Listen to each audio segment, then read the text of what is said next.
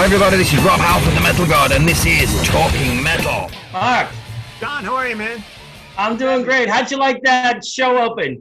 I love it, man. You always do such a great job with those. And Thank you. Yeah, those are rocking, for sure. Coming from you, who's a professional TV producer, I take the compliment very well. Thank you. You bet. I'm trying to just share this on I guess I'll just share it on my page. There we go. I don't know. All right. The first heart like is Delilah. Thanks, Delilah. I have Facebook on this other screen, so I can see. And we got Derek, the second like, and Dave Quinn says, sweet opening. So guess what? We are reading the comments. Travis Smith liked it. We're rocking. We're already off to a great start. We have an amazing show tonight, Mark. We have, let's do a toast to Mark Weiss, legendary photographer. Dang. Bang. What are you drinking? I'm drinking, it's this Brooklyn brewery, 6 Point Brewery, resin. And it is 9%, 9.5.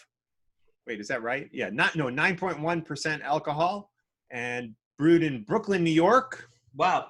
I'm a fan of those Brooklyn breweries. The Brooklyn beer brewery itself is great, and of course I like the 5 points too, or 6 points. I'm sorry. Awesome. Cool. Hey, and we've got Mark Weiss. He is on. Mark, how are you? All you gotta do is click a button and you're on. It's unbelievable. It's great. Now we were just setting up the show, Mark, and we want to tell everybody that we are first with legendary photographer Mark Weiss. You've got two things going on. You've got a great book called The Decade That Rocked, which Mark is going to hold up here. He's got it for I think it was for Father's Day. Yeah, my wife surprised me with this for Father's Day, Mark, and it was my favorite gift of the day for sure. Great stuff. I want to talk to you all about this because I'm truly enjoying it. So many, not only great photos, Mark, but I love the little write-ups, the stories, that you've included with the photos, the kind of backstory, I guess I would. There's a lot of great stuff there. I don't want to spoil them all, but there's a few I'd like to ask you about. So we'll get to that in a bit.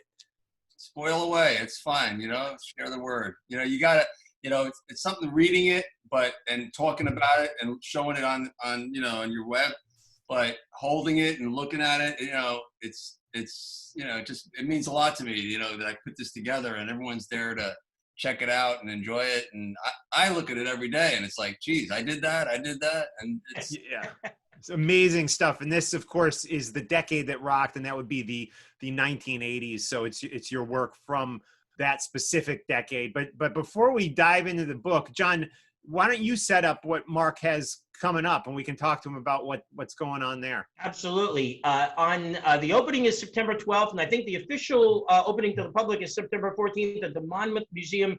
It's the Decade That Rocked exhibit, and it's showcasing stuff from your home.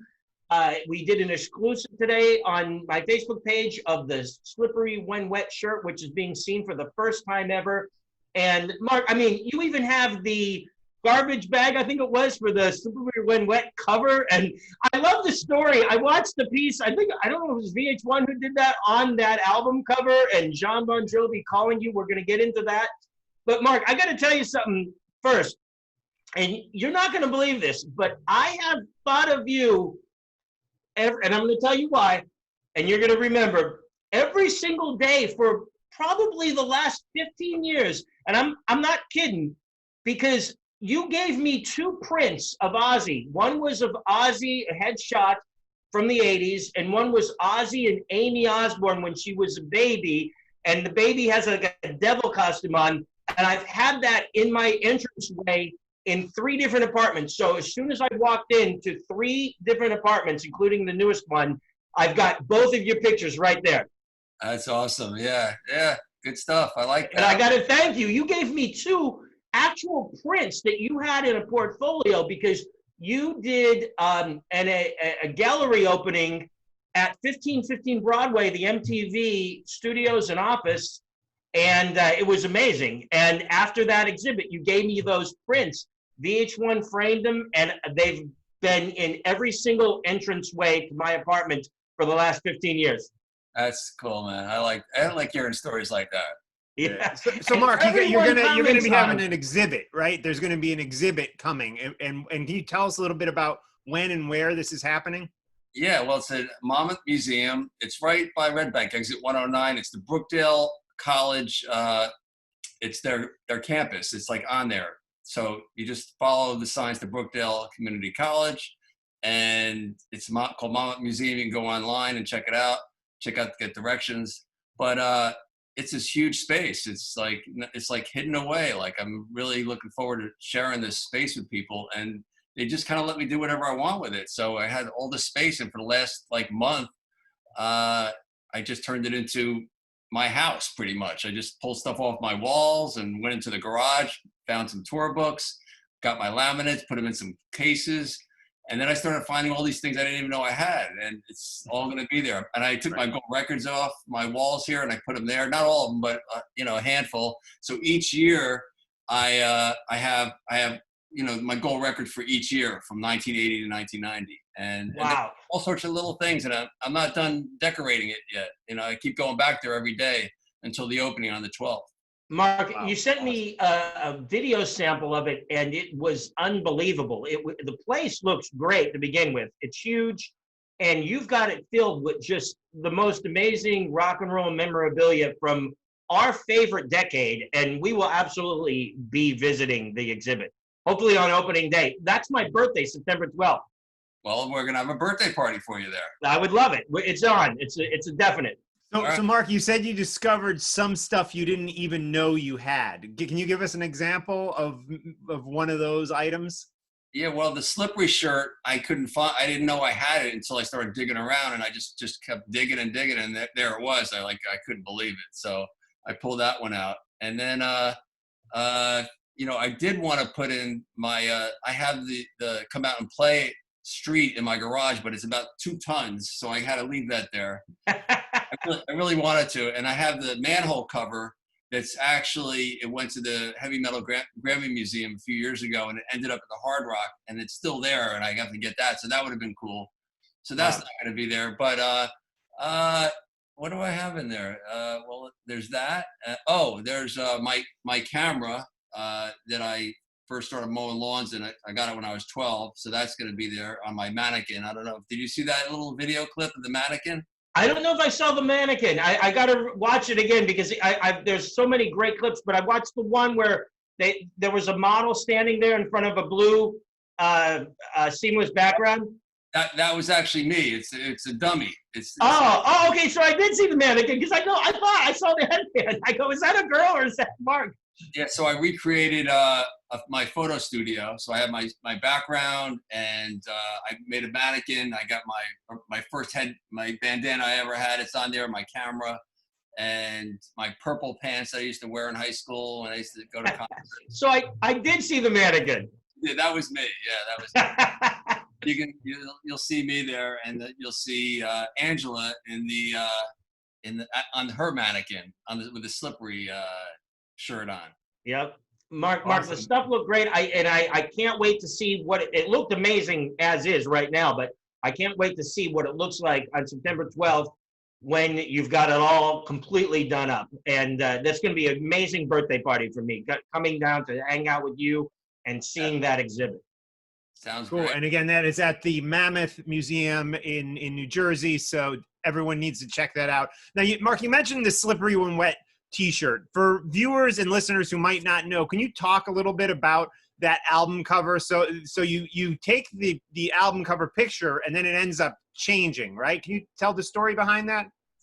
Yeah, well, the album was first going to be called Wanted Dead or Alive, and I shot them in these cowboy motifs, like they all dressed up like, Billy the Kid, they all grew beards, and they all came in my studio, and I shot them one by one over the course of 2 weeks, and then I put together this collage of all 5 of them, and it was pretty much done. And then a few months later, we got a call, and they were in Vancouver finishing up the record, and they said, come on up, and we want to do another shot, like in a warehouse where they're not without beards, and we had the poster in the background, so that was another theme.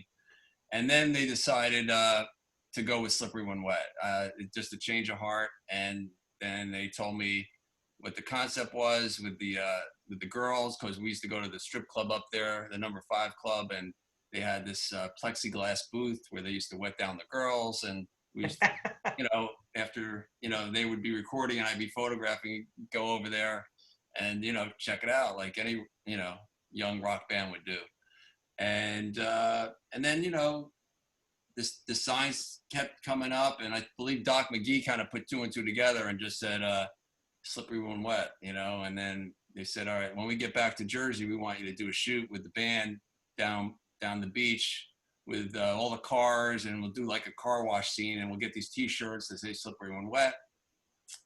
And so we did. We went down there to Belmar. Me and my friend Danny Sanchez helped me out, and we got this shoot together. It was kind of easy to go, but all the guys brought their girlfriends, but none of the girlfriends had really big breasts. So Tico and my friend Danny said, we'll go find someone. So they went across the street over down at the beach, and they came back with this girl named Angela, Wow. Italian, beautiful girl, with. Who they just found literally on the beach. Yeah. Within 5 minutes, he said, you want to be on an album cover? Because at the time, that was the photo. We didn't know. We thought it might be the album cover, it could be the back cover, but we were just going for the idea. Just kind of really spontaneous, and that was it. And we put Angela like right in the front and center. It ended up on the inner sleeve, I believe, and also, it made its way out there. And actually, it ended up doing the cover shoot. I believe like a week later, John said, we want you to just shoot Angela, in the studio and kind of like light it nice, and so we did that, and it took about 20 rolls of film. I only had to take one, but the journey was right. It's just me and Angela there, and it was What a prolong the experience right there with Angela. Yeah, it was fun. It was fun. But no, so we got the shot. It took a couple hours, and I turned it in, and everyone was happy with it. It was like, that's it. That's the cover. 2 months go by. They've already printed a couple 100,000 copies, if not more. They already were shipped to Japan, and next thing you know, we get a call from the record company saying, they're pulling the plug on it. They don't want that because the PMRC was happening, and they couldn't get it in the stores that the family stores, and they didn't want anything to jeopardize the sale of the record, because the songs were amazing. Everyone was in order, and they didn't want the artwork to jeopardize anything. So they put it on the side, and they said, we got to come up with something. And then I think Johnny called me up and said, Mark, we got like a day to come up with something. And I said, I'm ready, I'm here, let me know. And then I get a call like literally the day before the deadline was, and he just came up by himself, and he said, you got a black bag, like a hefty bag, garbage bag. I said, yeah. I just put it in my kitchen, in the studio, pulled it out. I said, yeah, what do you want me to do with it now? And he goes, just hang it up and got a squirt bottle or something. I said, yeah. Squirted the thing on there, and he just wrote slippery when wet. And then I took a Polaroid, and I said, you want to? He was already out the door. I said, you want to see it? I didn't even shoot film yet. And he's like, no, just send that to him. That's it. That's the cover. And that was it. That's amazing. I always kind of thought it reminded me of like a car hood or something that was rained on, and then somebody with their finger wrote slippery when wet. Like, it was very cool. But well, that was the idea was like, if you're in the car and like you're in a car with blacked out windows, and some kid, usually writes on a slippery, write their initials or whatever. So that's kind of what it's supposed to be. It's not supposed to be a garbage bag.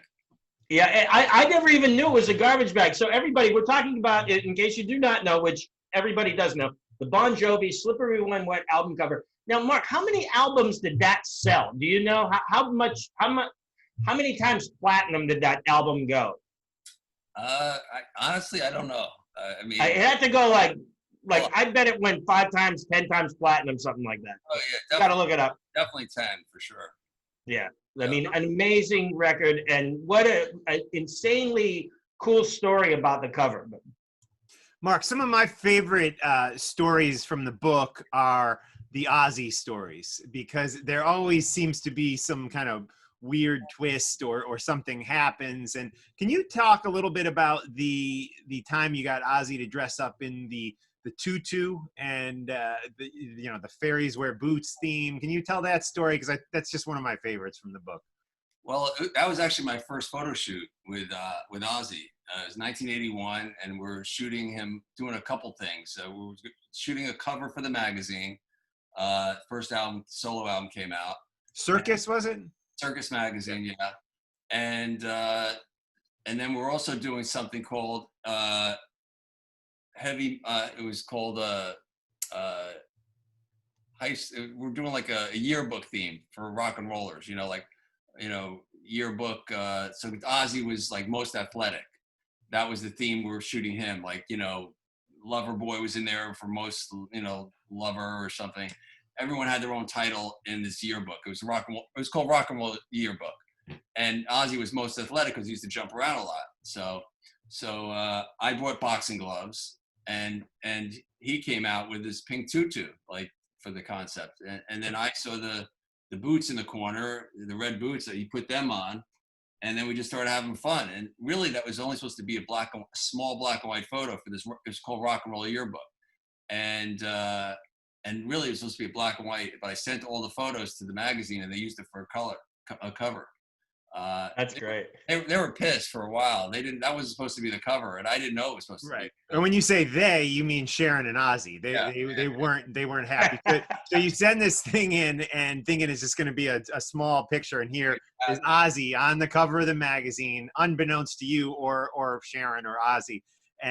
And they, for a while, do you say something like they weren't returning your calls, or they kind of shunned you for a little bit? Well, we were just they really liked me, and I liked them. I was young. I was like 21, Yeah. So, I was like Ozzy Osbourne, and then I put Ozzy on the cover in the pink tutu, the Prince of Darkness, like, it's like, it didn't go well. And yeah, they didn't get back to me. But then eventually they kind of come to accept it. And of course you get back in the fold with Ozzy, and you maintain this long relationship with him, and you're doing photo shoots with him frequently. And another time, I guess maybe a year or so later, you get called to LA, I think by Sharon, and you show up at the house ready to do some photos. And oh yeah, there's something going on with Ozzy's head that right. Can you tell that story too, and then I'll leave the Ozzy stories behind. That's so great. Yeah, that's all right. Well, it just, we started getting, they started returning my calls when they started getting all this publicity from that shoot, so it started working for them. And then we realized, Ozzy was embracing all this craziness, and then I was the one that, he was letting me do all this stuff. So I started trying to come up with other ideas. Since they were up for that and they were accepting that, I said, all right, let's come up with something else. So really, that cover was only supposed to be a cool shot of Ozzy coming out of a birthday cake, because it was Circus Magazine's 13th birthday. And I figured we'd play off the bats. So I got this flag with the bats on it. It says Happy 13th. And I got some black balloons just to have in the background. And we had this cake like he was coming out of, and he was going to wear a tuxedo. So that was the shot. So when I got there, I was all set up. Sharon's like, "Oh, you're not going to believe what Ozzy did last night." I said, "What?" He goes, "He shaved his head." And I had a lot riding on this. I'm still Right. kind of I'm working for Circus for a couple of years now, but still, they flew me out there. I had to get all these props. It was expensive. Which in the 80s, for a long-haired rocker to shave his head, that's pretty crazy for those days. Right. Now it's like everybody's doing it, but in the 80s, you needed long hair. Yeah. Right. But everyone, Ozzy's crazy. Let's face it. So then I said, all right, what are we going to do? She goes, don't worry, Mark, we'll figure something out. I'm like, all right. So then she started, she brought Ozzy out there, and she started like, drawing on his head, like this thing that, this black, you know, weird design. And I said, you know, we're missing something here, you know? And I took the 2 balloons and I put them on his head. And it looked like Mickey Mouse ears, you know? It wasn't planned that way, you know? And then Ozzy gave me that grin and it just snapped it. And that was the shot. It was like magic shot. That Such is great stuff. unbelievable. And you know, you kind of hinted on this earlier, but what, you know, you got Ozzy to do things that he might not do with other photographers. And I don't think that is just an exclusive to Ozzy. That seems to be the case with just dozens and dozens of our favorite rockers. What do you think, self-reflection on yourself, what do you think you have that enables these people to feel comfortable with you? Because they don't with everybody. I mean, I even know from interviewing some of them, there's just some of them, you know, they're guarded. And how do you break through that and reach them emotionally? That's just it. Like, I don't break through. I just be myself. And I'm really a shy person, you know, and then to be in a situation where I can have a little bit of control and be there for a reason, it kind of helps me get out of my shell. So I kind of like turn into this other kind of, you know, person that I kind of wanted to be, you know. So it kind of put me in a spot where they, you know, they listen to me. You know, if I told Ozzy to move to the left, he moves to the left. I'm like, wow, you know. And I just felt, you know, I really felt good doing it, and I was just really conscious. I kind of know by them looking at me. I'm not a real technical guy, but I know when they're looking at me, I know if they turn to a certain side, and I know their better side. I know how the light hits them, and I just put them in that light. And I don't really talk a lot when I shoot. But once I have it down, then I start talking and I kid around a little bit. And I guess that's it. I just make them feel comfortable. I goof around. And they trust you. I mean, they obviously trust you because they all want you back the next time, you know? Yeah, it's you know, you know, like when I'm on the road with these bands for a week at a time, I used to, like, when Rat went out for, you know, a tour, I would go for a week. Then I would go out with Motley and Ozzy. I'd bounce around. And then, so when I went out there, and I'd be there to take pictures and get them in the magazine. So I'd be like this new person, part of their entourage, their tour. So I was like the new friend all of a sudden every time. You know, they see me once every few months. So it was like really refreshing. And they always gave me good access, and I give them photos, and I'd always bring other photos. And yeah, and I was always in the front in the photo pit. So all the girls in the front, you know, they always like they always want to meet the band. So when I'm there, they give me notes, and the band says, hey, get that one over backstage. So I'd be a little in-between guy too. So Yeah, right. There you go. That's great. And Mark, you were like another rocker hanging out with them. You brought some of the girls back, which was amazing. And so I think that's one of the things. I think they felt like you were one of them too, as opposed to just like some guy from a magazine, you know, who was coming to shoot them. They trusted you, and they felt like you were a friend, and I think that was a cool thing.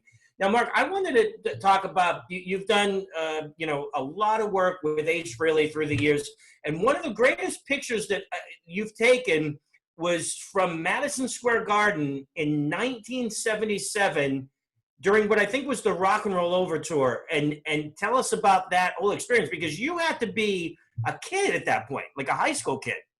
yeah, I was 17 actually when I shot that, and I was shooting for about a year already, a couple years, like, you know, seriously. And I was shooting all the shows around town, and I would sneak in the first night and take pictures, and then stay up all night, and then sell them the next night. So, and sell them for $1 a piece. I'd sell them in my high school locker, out of my high school locker. I'd sell them on the train. And then I'd go in and shoot the concert, and then shoot them. And then afterwards I would sell them again.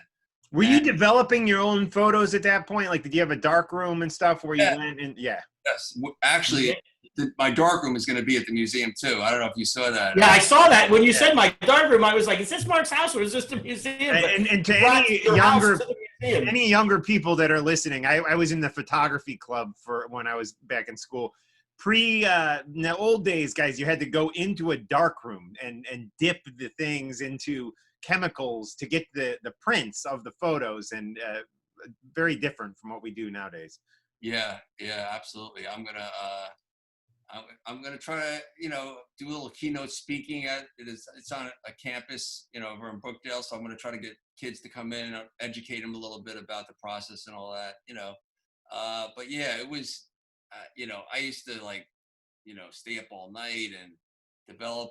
I loved it in the beginning, but after a while, it's like you have your hands in the stop, and your hands are all like these chemicals, and it was just like I was just cranking out these prints, but it was fun, and actually that show really changed my life because that photo of Ace that's in my book, I got arrested that night selling those pictures. Man, I didn't know that. Wow. And then the next day, I went to Circus Magazine. I just looked I went home and I'm like, what am I going to do now? I went to jail overnight, went in the paddy wagon with all the shirt sellers, and I was a 17-year-old kid.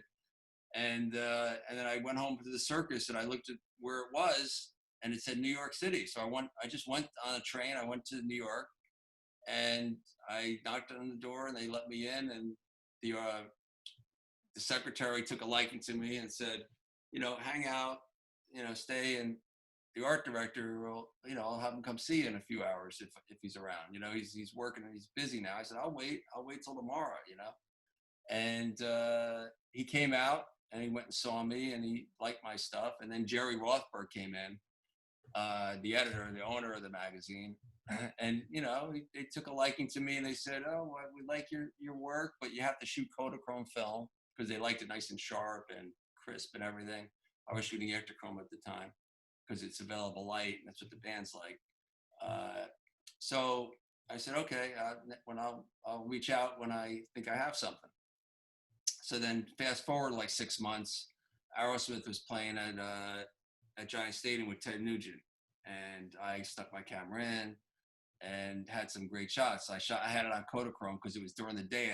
With Kodachrome, you have to use a flash, and I didn't like using flash, but I didn't have to use a flash because it was an outdoor stadium show and they were playing in daylight.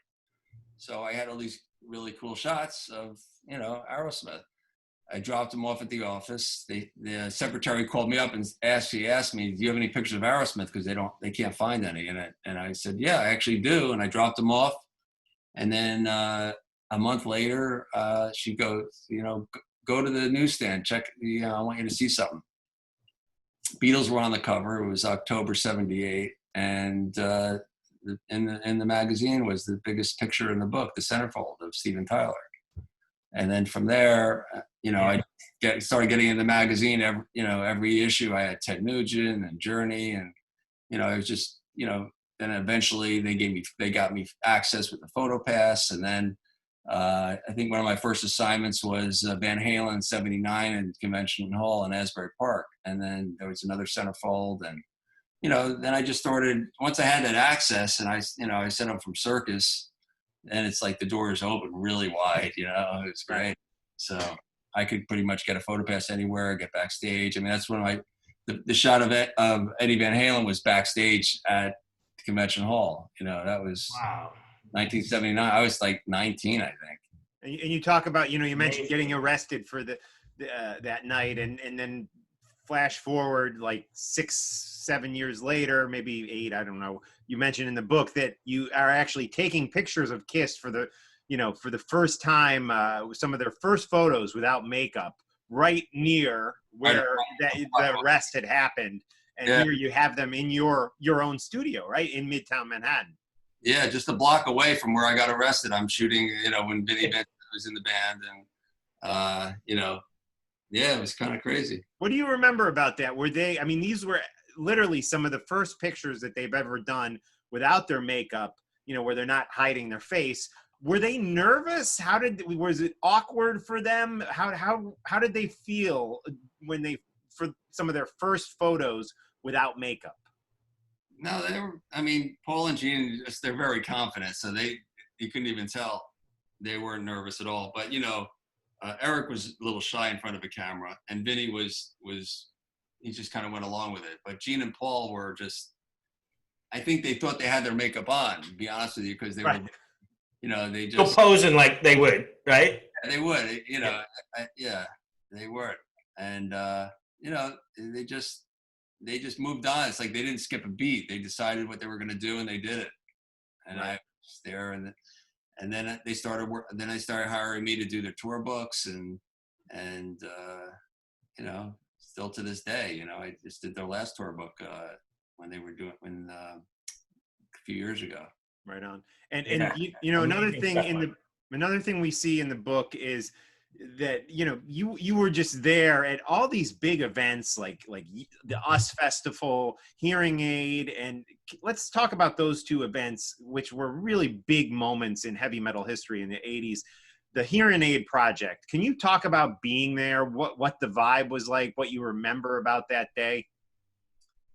It was just like a bunch of kids getting together from like on a high school trip, you know, like everyone was just, you know, loving each other, you know, high-fiving and hanging out and smoking and drinking and playing together. It was, you know, quite an experience, you know, nothing like that's ever going to happen again. And, Right.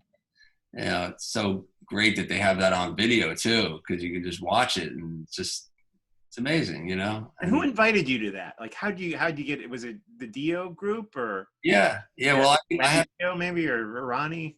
yeah, I had a relation. First time I shot Ronnie was in Black Sabbath, of course, in the you know, the first album, and then I became friendly with him, and he was great. Like the first time I shot Black Sabbath was at the Garden, the Black and Blue tour, and I remember I never met Tony before, and I just did it. Actually did a shoot with Eric from Blue Oyster Cult with his motorcycle. And I said, you know, let me try to, maybe I can get a shoot with Black Sabbath. So I asked the tour manager, I introduced myself. I said, I work with Circus and, you know, can I get a band shot? So yeah, let's see what I can do. So I did this quick band shot with the band, and then Ronnie stayed behind and he said, you know, do you think you got it, Mark? You think you got the shot? You know, I said, yeah, I think I got it. I said, you need anything else? He said, well, if you want to do some individuals, that'd be cool. And he stood around and we did some individuals. And actually the full page in my book was Right. at my first time I ever shot Ronnie. And then then I shot him the next tour and they started working with him. And then when he went solo in '83, I shot him in my studio in New York for Faces magazine. And with I love that. the net in the background. And that's actually the photo that Wendy had blown up, and she put when he passed, you know, when everyone signs the book at the service. Right. And I'll never forget, it was me. I was kind of coming, you know, towards the end. It just started, and me and Rob Halford, he was right behind me, came and we're walking, we're signing the book, and Rob's behind me, and he goes, oh, what a nice picture of Ronnie. I wonder when that was taken. And I looked up and I saw it was my photo of that photo. Wow. And it's the first time I saw it that I knew she was going to do it. So I was like, wow, that was cool.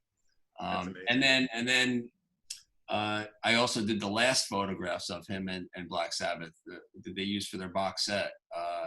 You know, when they played Radio City and they did the DVD. The Heaven and Hell. The Heaven, Yeah, Heaven and Hell. Yeah. That was, they wanted me for that too. So I pride myself in maintaining my relationships with bands. You know, they're friends. You know, I don't even look at it as work. I just look at it as just like, you know, I hope they call me, and then if they don't call me, I'll say, why didn't you call me? You know, like like a girlfriend. You know, it's like, what do you mean?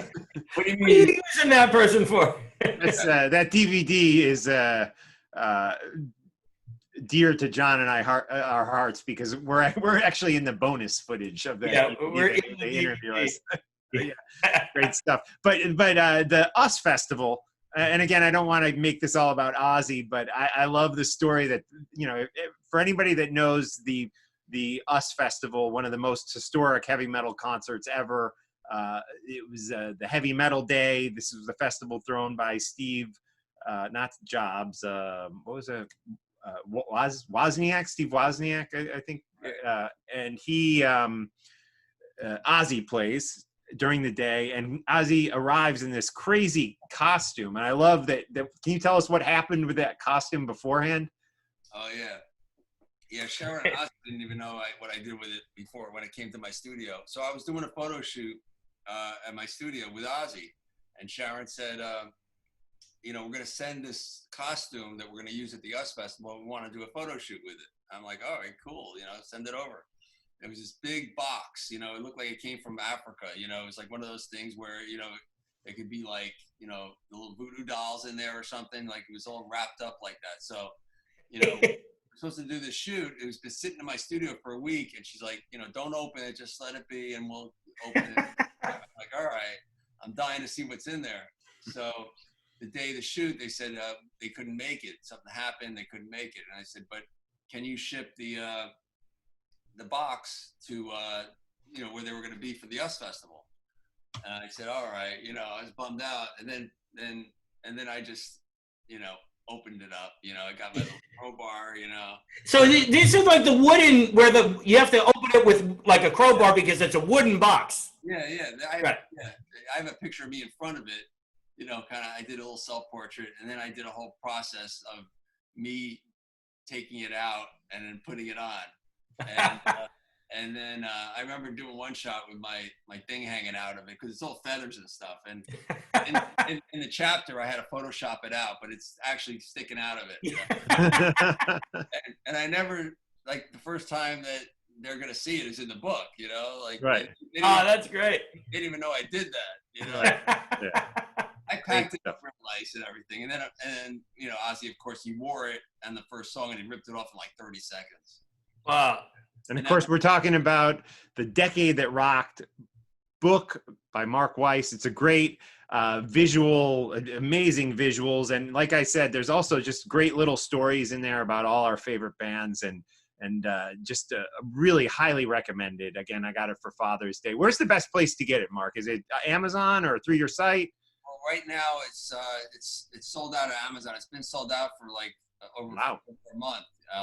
First pressing. So the second pressing, I have a handful left of actually I'm sold out of the first pressing, but the second pressing I should be getting it on Friday. I'm getting like 600 books in, and good in time for my signing at the event. Oh, okay, cool.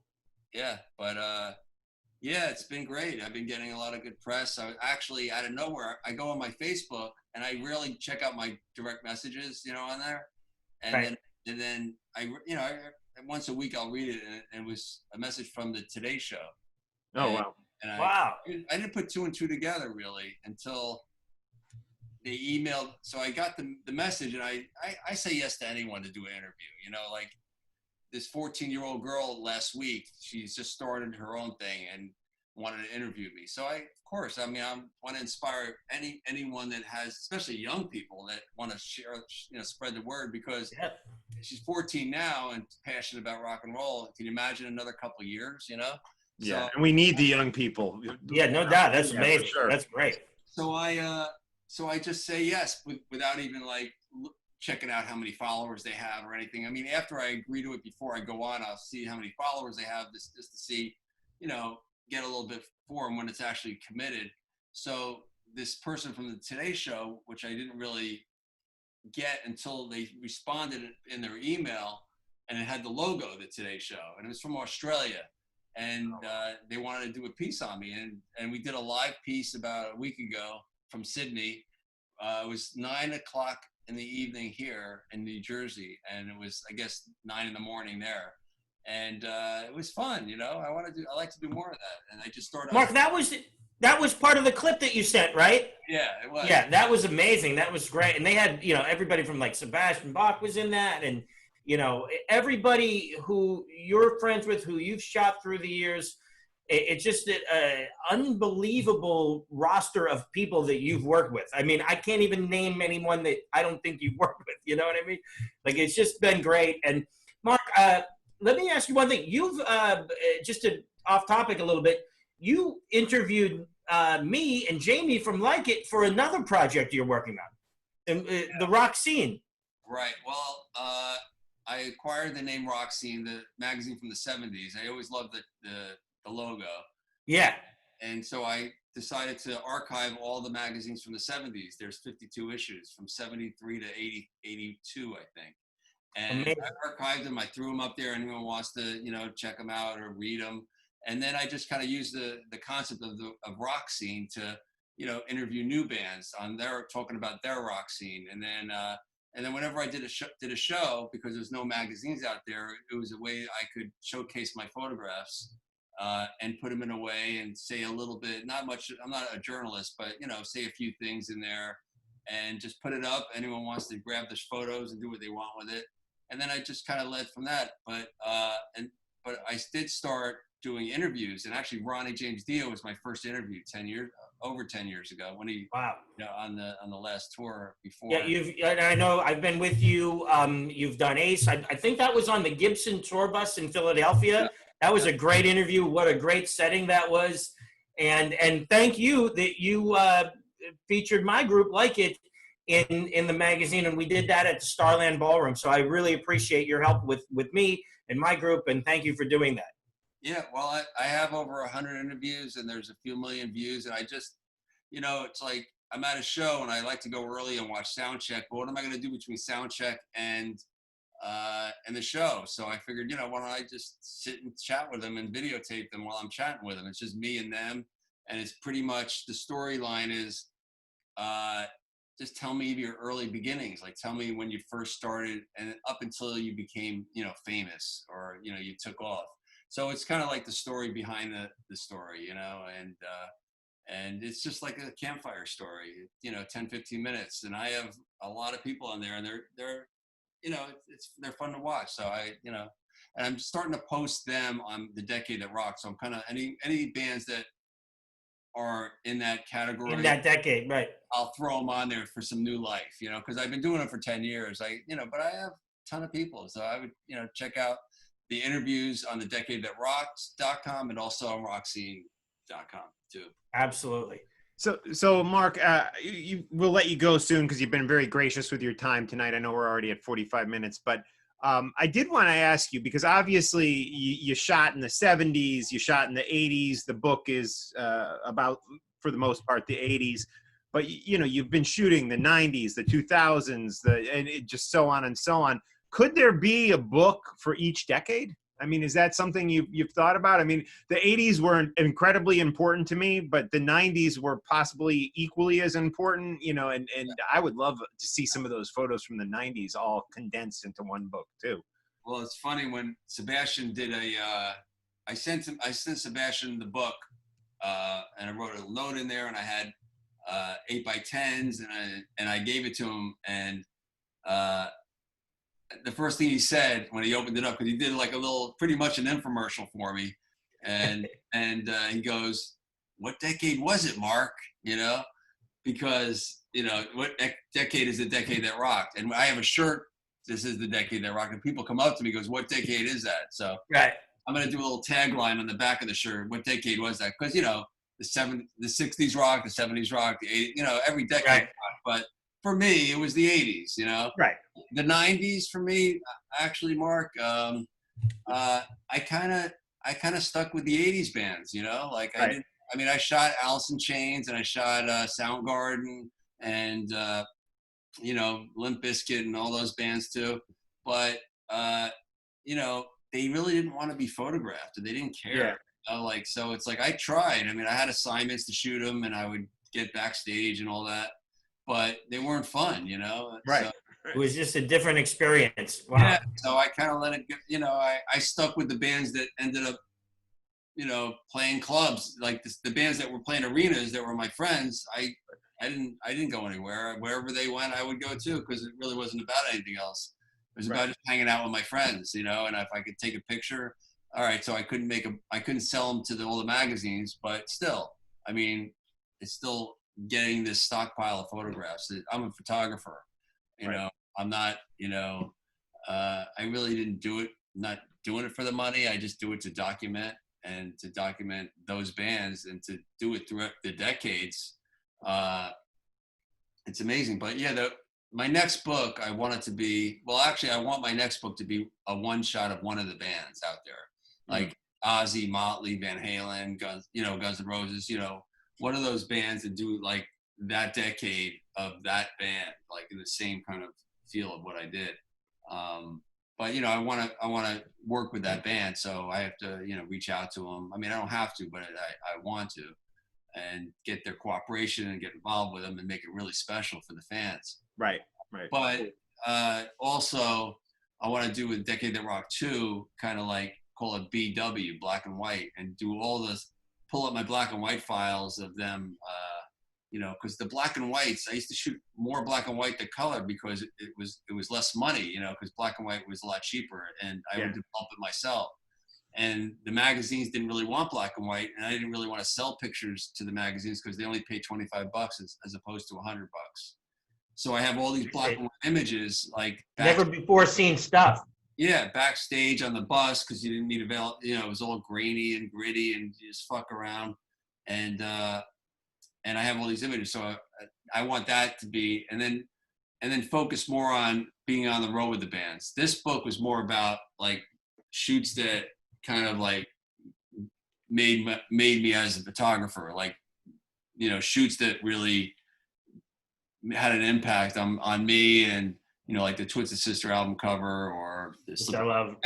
So there's stories that were the big stories. So this next book won't be stories. It will just be a bunch of cool photos with maybe quotes from bands or something like that, you know? Right on. Yeah, I don't know, but you know. Mark, you got so much material, you can come out with like a lot more books, and I'm looking forward to both Decade That Rocked 2 with the black and white stuff, and I love the idea of sticking with one group and bringing the group in, working together with them on the book, and doing a Motley book or a Guns N' Roses book, or an Ozzy book.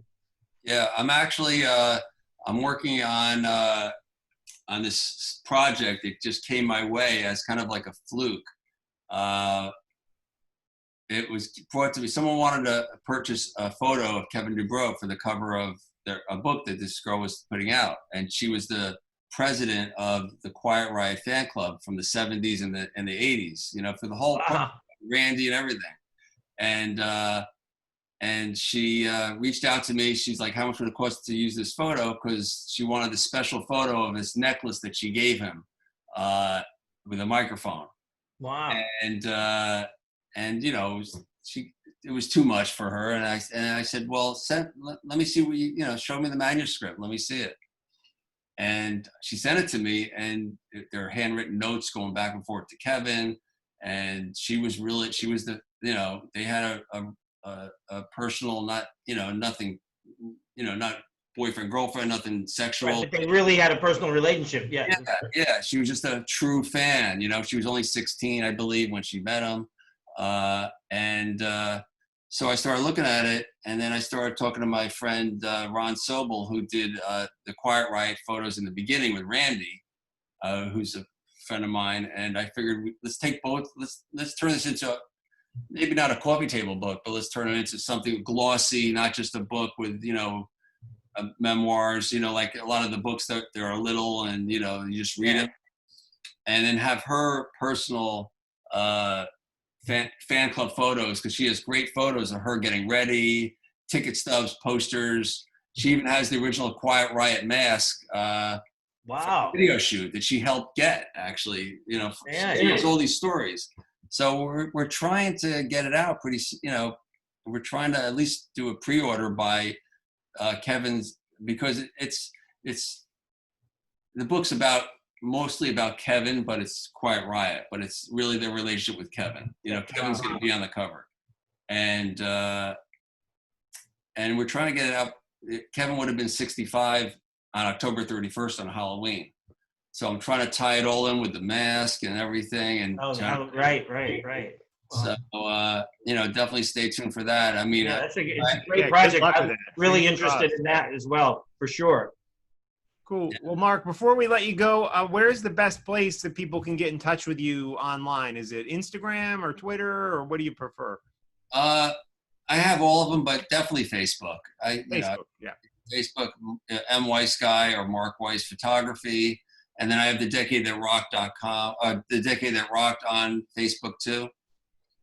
And I do have a new site. So since the pandemic, you didn't ask me what I've been shooting lately. Come on. No, I didn't. But tell us. What have you been doing? Okay, I can't. Of course, you can't shoot rock stars, you know. Right. But I shoot rock stars. Okay.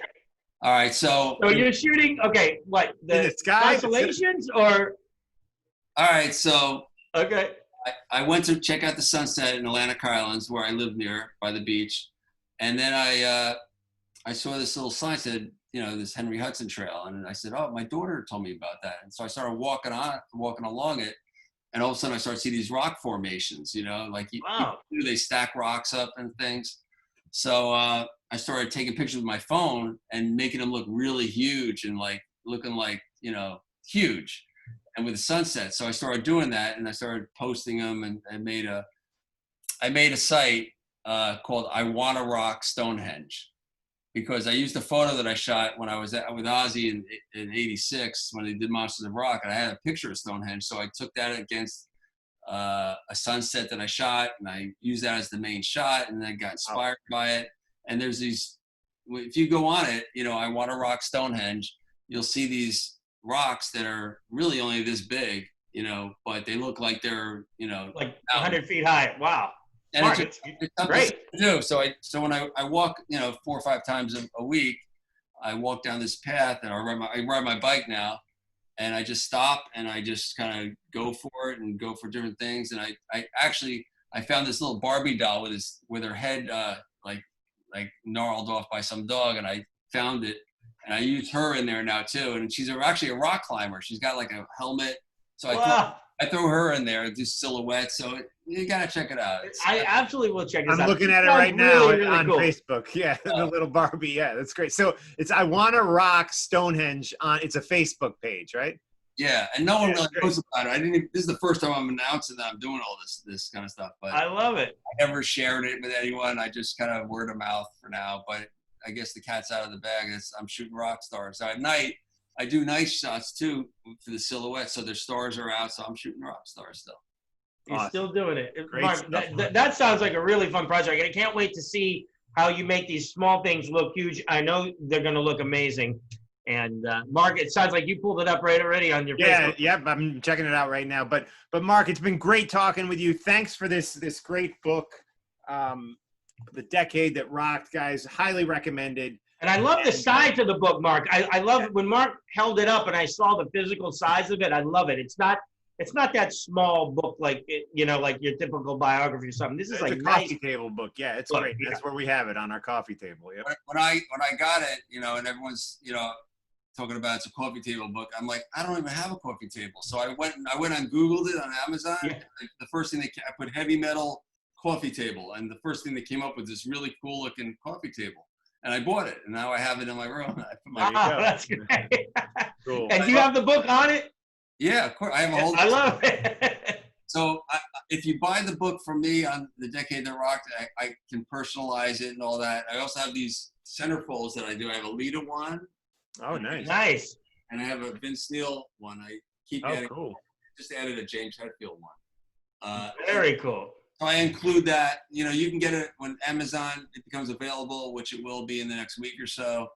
You can get it for like $45, and you can get it for me for about the same. And you get postcards, and for a little more, I personalize it, write a little something, and then there's these different bundles with photos and all that, and there's T-shirts and Awesome. Mark, I have to thank you. I heard an echo. I have to thank you because you gave me an amazing postcard set that had Ace, D. Snyder, and some amazing stuff back in a few years ago, and I still have that. It's such a cool postcard set that you gave me. Yeah. So you'll get those when you get the book from me. So you won't get you won't get it on Amazon, but you'll get it from me.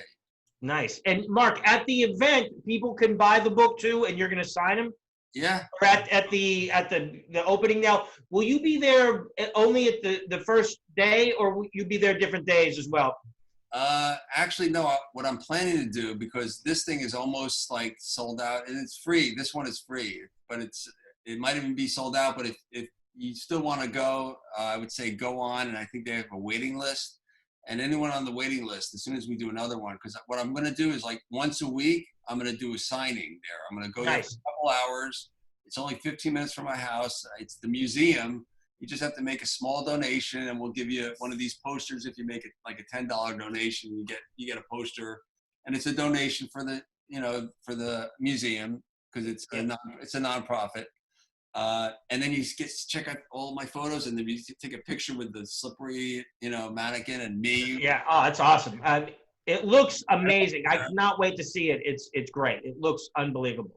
Cool. All right, Mark Weiss, ladies and gentlemen, thank you so much for spending some time with us.